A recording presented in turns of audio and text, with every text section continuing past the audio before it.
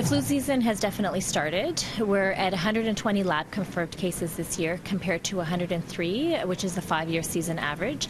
A spike in flu numbers. Those are the latest stats from Toronto Public Health. A noticeably higher than average number of cases so far this season. So is it a sign of things to come?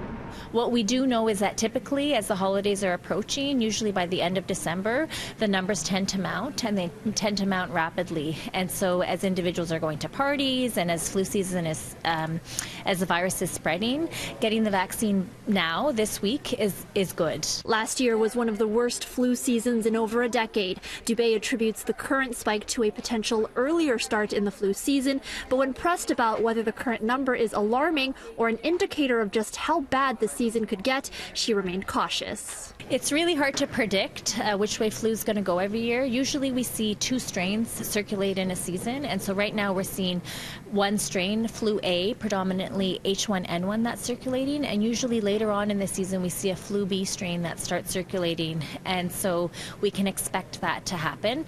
The actual numbers, hard to predict right now, but to say, of course, it's coming. She notes the current flu shot seems to be a good match to the H1N1 virus. She also says Toronto Public Health is prepared for however severe it may get. We also, though, make sure that in long-term care homes, those individuals who are particularly at high risk, hospital staff as well, for example, that they get their vaccine.